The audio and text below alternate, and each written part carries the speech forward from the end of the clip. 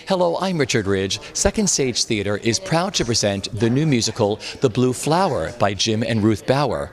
Under the direction of Will Pomerantz, the cast includes Mark Kudisch, Sebastian Arcelus, and Teal Wicks.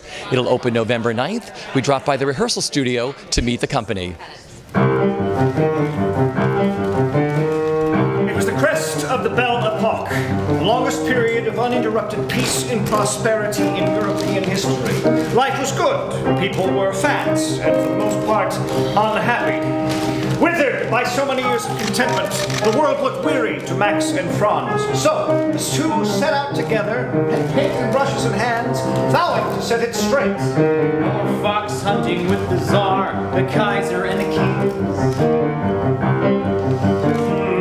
Royal ladies under parasols fainting on the beach.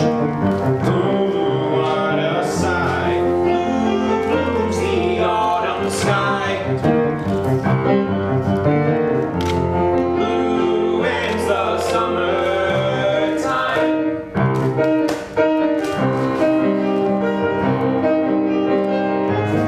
We will play with the horizon.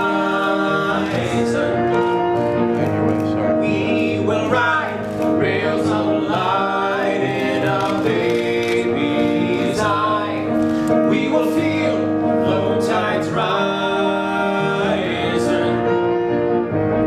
We will drink burning tears like wine. Savor every dream, every night. I fell in love with it from the first time I heard the music. It was so arresting, the sound of it and the orchestrations, and it was clear that Jim Bauer and Ruth Bauer are both up to something new in music theater. I say new, they've created their own genre in a way, their own form, which I'm very excited about. And what's exciting to me about it is that it's a very high quality and very fine, but extremely available. And there's no pretension to it. It is something that can be experienced on multiple levels, just the visceral beauty of the music, the interest in, if someone's interested in the history of that time, or plugging into the personal stories of these characters. There are multiple levels, but it is not meant to be highfalutin, it's not meant to be elitist, it is absolutely available to anyone who will be able to appreciate the beauty of this music. And so I was also, frankly interested in the period, and it was a time of art and experimentation that I always found exciting and inspiring. So to work on it here at Second Stage and really have the resources we've always wanted to have to work on it has been extremely exciting. We had a really good run at ART. It was a big hit for them, and they were wonderful there, and they really fully supported our exploration there. We've done work since then that's only made the piece stronger, and we have an unbelievable cast, which I'm so excited about, and they're fantastic. I'm playing the role of Franz, who is loosely inspired by a German expressionist of the time, Franz Marc. He's a young, carefree, open soul that sort of glides through life and sort of embraces whatever is happening at the time. He's a very open, very free character. And he becomes dear friends with Max, who also is loosely inspired by Max Baumann, an artist at the time. And they're very different people, but complementary.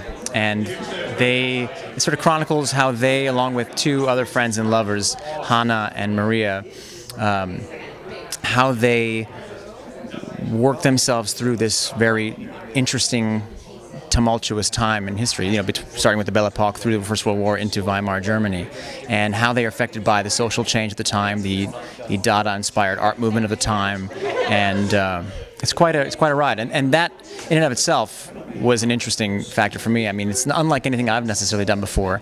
Couple that with this gorgeous, evocative music and very unique and singular form of storytelling. And I mean, I couldn't not be a part of it. What attracted you to this piece, Mark? Everything. It is, I've said it before, it's probably the most ambitious thing that I will have done in New York City. And that's saying a lot, I think. It's storytelling, the vernacular of telling story. There are so many forms of language, of communication in this piece, far more even now than when you saw it before, I think. So that attracted me. The idea of telling story personally, yet maybe not even through spoken language, or through a spoken language that's real. That's pretty exciting. Talk about the character that you play. God, man, it's so hard to do this, especially with this one. You know, Max is a famous artist pre-post-World War I Germany, who, on the edge of his death, sort of looks back at the value and the worth of his life, the value and the worth of what he put forth. And I think it's about somebody who is struggling very hard to accept and move on. Talk about the beauty of the piece and the beauty of the music. Well, the music's gorgeous because it's not like anything else. You know, Jim Bauer, who wrote the whole thing, you know, and really concocted it with his wife, Ruth. I mean, it's a cross between Kurt Weill and Hank Williams, and that's not a joke. You know, there are these Germanic tones, and then in comes this gorgeous pedal guitar and these country chords, and strangely, it all really works together and creates a real emotional spin. I mean, I really consider this piece to be the next step in terms of like emo, and in terms of expressionism. You know, this is a very Dadaistic piece. It's very expressionistic, it's very abstract, and at the same time, it's very, I want to say, honest at the same time. So you have those two really strong opposing forces sort of smashing together, which I think creates a really wild evening of theater.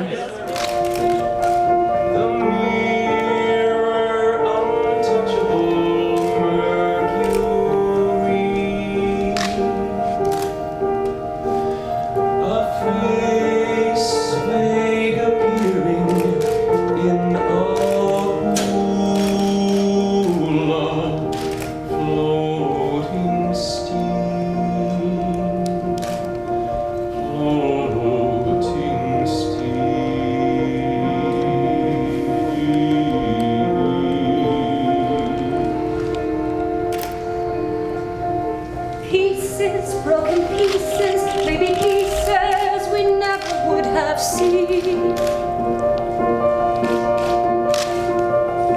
Time is just a river, only fools try to paddle up that stream.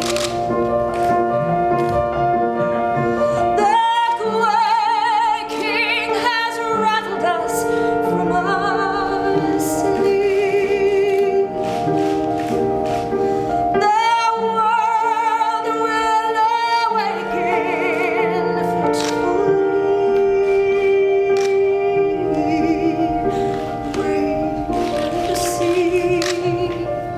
I play the role of Hannah, and she is a Dada performance artist. And you see through the course of the play the development of not only her character but the arc of Dada as a movement. Just say that. And the music is unlike anything you've ever heard. Jim Bauer is a lush orchestrator and beautiful, memorable melodies, and in a way, in its own way, harkening back to the golden era of music theater where songs were songs, and you'll remember them and love them, we hope. It is just absolutely lovely. It's very emotional and visceral, just the way that it's written. The music is so rich and textual, and the lyrics are very poetic. So it's just I always find when I first heard the music, and even when I still hear it over and over again, there's a wash of just many things that come over me. Just it's really beautiful, and the orchestrations are so fantastic. And then the piece, it's so unique. It's absolutely original. And it's this beautiful mix of art, of collage art that we have in these video projections, and this really great original music, and then this story about these people who just tried to do so much at such a dramatic, crazy time in the world. Each day is like no other, no century like another, in a river.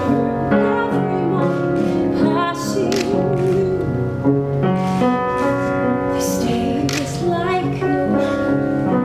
I climbed the Eiffel Tower and saw the rooftops from the angel's view.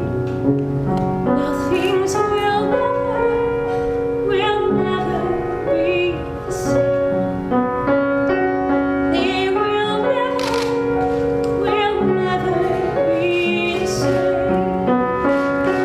My character is the mysterious Mr. O, who comes to Max at the beginning of the play.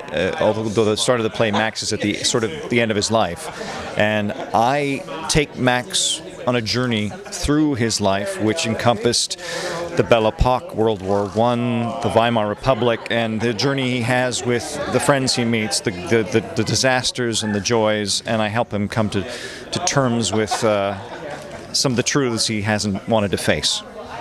So I'm sort of a guide, and for the audience, I'm a bit of a narrator, but I'm a mysterious figure, Mr. O. Talk about the music, what it's like. Yeah, the music is unlike any musical theater music I'd heard before. In fact, I don't believe this piece started out as a song cycle, and then they wove the story through it. I had to learn a song, the very first song of the show, for the audition, and I kept playing it over and over again. My wife had heard it, and she said it sounds a little country because they use pedal steel, which I rarely hear in music that's not country music, and yet it's not country music. It's haunting. The melodies are they're infectious, but not in a way that musical theater does out of pure repetition. It's wonderful, brilliant, incestuous music.